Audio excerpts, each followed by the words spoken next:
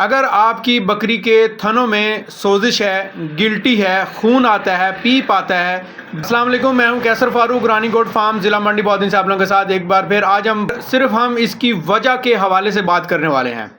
या थन सूज कर बड़ा हो चुका है, थन को हाथ लगाने से बकरी दर्द महसूस करवाती है। ये सारी निशानियां जो है वो साड़ू की हैं, ये सारी अलामतें मेस्टाइटिस की हैं। और जो जानवर ज़्यादा दूध देता है उसको इसका ख़तरा ज़्यादा होता है। इसकी वजह हमें मालूम होनी चाहिए। अगर हम वजह जान जाएंगे तो फिर इसका आधा इलाज हमारे अपने हाथ में है। सबसे बड़ी वजह है, जो वजूहात में 70% यही वजह है कि हम कोशिश करते हैं कि ज़्यादा दूध लेने के लिए हम आखिरी दिनों में, जब बकरी सोने वाली होती है उन दिनों में, या बकरी सू जाती है उसके फ़ौरन बाद, हम दाना किसी भी शक्ल में, दाना मकई का हो, गंदम का हो, बाजरा, जौ या वंडा, मतलब हम हैवी मिकदार में देना शुरू कर देते हैं। ये जो कंसंट्रेट होता है, ये जब ओवरलोड हो जाए तो मेस्टाइटिस का ख़तरा बढ़ जाता है, क्योंकि मैदा जो है वो ज़्यादा काम करता है। मैदे में जब दाना ज़्यादा जाता है तो मैदे का पीएच लेवल ज़्यादा हो जाता है, और ये जब मैदा अगला जो प्रोसीजर है वो थनों की तरफ जब कन्वे करता है तो थन में ज़्यादा पीएच होने की वजह से मेस्टाइटिस के जरासीम जो हैं वो एक्टिव हो जाते हैं।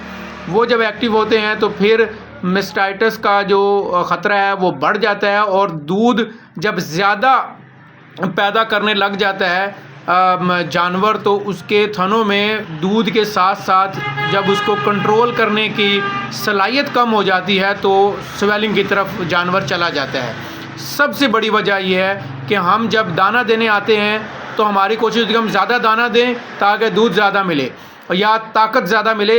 याद रखें, ये जो दाना है किसी भी शक्ल का, इसको जब तक आप बैलेंस करके नहीं देंगे, यानी कि 30% दाना, यानी कि 3 पाव दाना और 700 ग्राम, पौने किलो फाइबर से मुराद किसी भी किस्म का मिस्सा, भूसा, छिलका या फिर सब्ज़ चारा, इसका एक कॉम्बिनेशन होता है 30-70 का।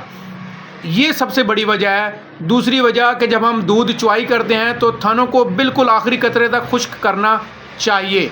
तीसरी वजह, जब हम चुवाई करते हैं उसके बाद या उस दौरान हमें खुराक दे देनी चाहिए ताकि वो जानवर खड़ा रहे और वो खड़ा होकर खाता रहे, और ज़मीन पर बैठने तक उसको आधा घंटा लग जाए, यानी कि फ़ौरन चुवाई के बाद मुंह खुले रहते हैं, और जब जानवर बैठता है ज़ाहिर है नीचे मेंगने भी हैं, पेशाब भी है, गंदगी भी है, जरासीम उसके अंदर निपल्स के ज़रिए दाखिल हो जाते हैं। तो ये भी एक बड़ी वजह है।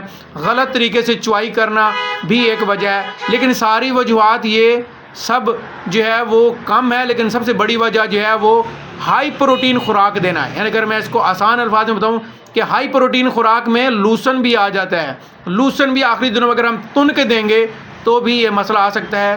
तो याद रहे कि ये जो दाना है हाई प्रोटीन है, इसको बैलेंस में रख के देंगे तो आपकी बकरी या आपके जानवर को मेस्टाइटिस का, साड़ू का ख़तरा कम होगा। बहुत शुक्रिया, अपना ख्याल रखिएगा। अल्लाह हाफिज़।